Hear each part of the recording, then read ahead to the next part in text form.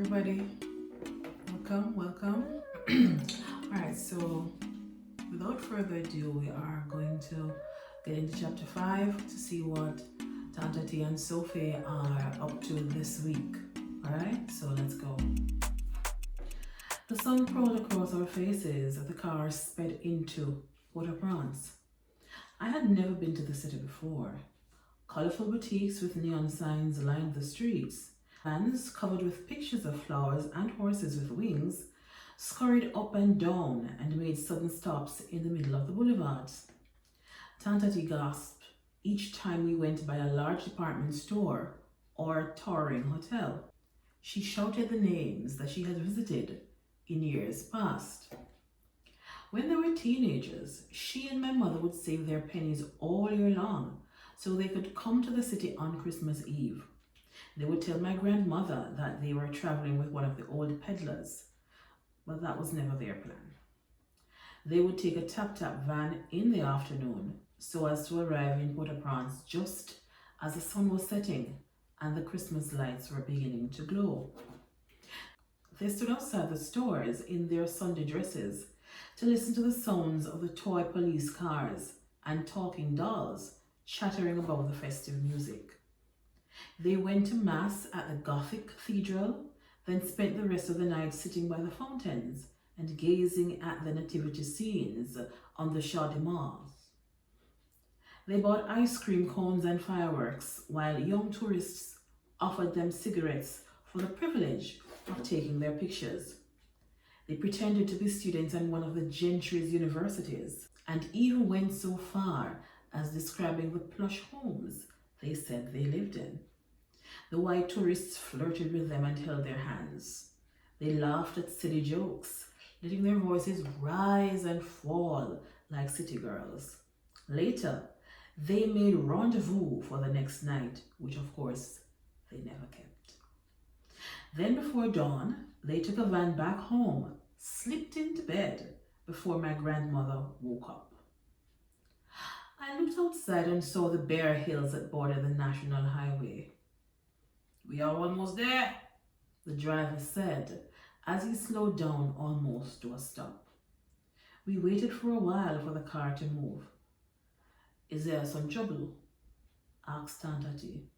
"There is always some trouble here," the driver said. "They are changing the name of the airport from François Duvalier to Meisgat, like it was before François Duvalier was president." Tanta T's body tensed up. "Did they have to do it today?" she asked. "She'll be delayed. We cannot miss her appointment." "I will do what I can," the driver said, "but some things are beyond our control." I moved closer to the window to get a better look.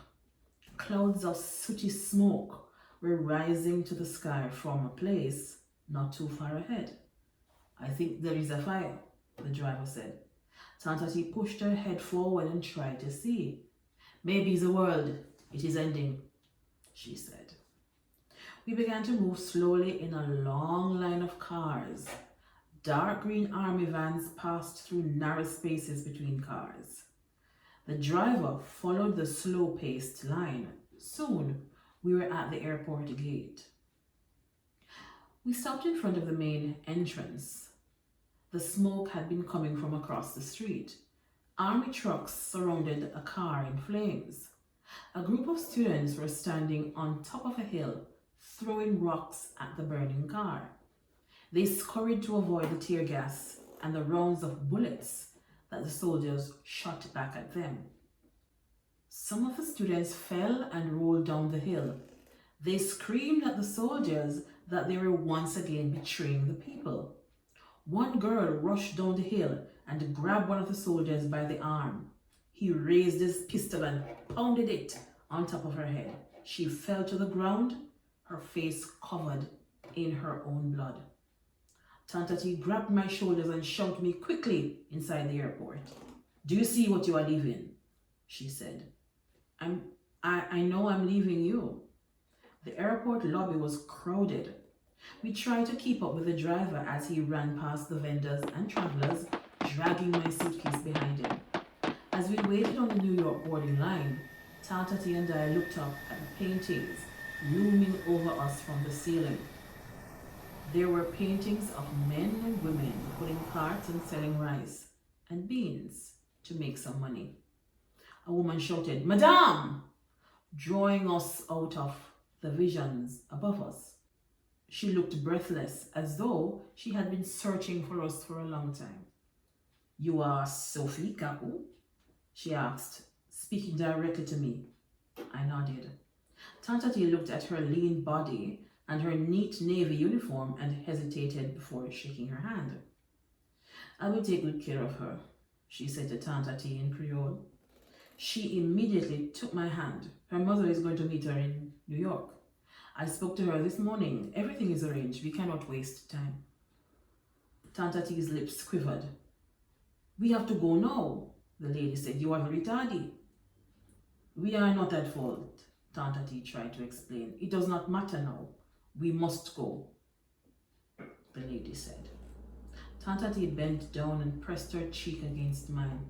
"Say hello to your mama for me. You must not concern yourself about me," she said. The driver tapped Tantati's shoulder. "There could be some more chaos," he said. "I want to go before things get very bad." "Don't worry yourself about me," Tantati said. "I am not going to be lonely. I will be with your grandmother. Just you always remember how much your Tantati loves you and cherishes you." The woman tugged at my hand. "We really must go," she said. "She's going," Tantati said, releasing my hand. The woman started walking away. I moved along with her, taking big steps to keep up. I kept turning my head and waving at Tantati. Her large body stood out in the middle of the airport lobby. People rubbed against her as they rushed past. She stood in the same spot, wiping her tears with a patchwork handkerchief. In her pink dress and brown sandals, with the village dust settled on her toes, it was easy to tell she did not belong there.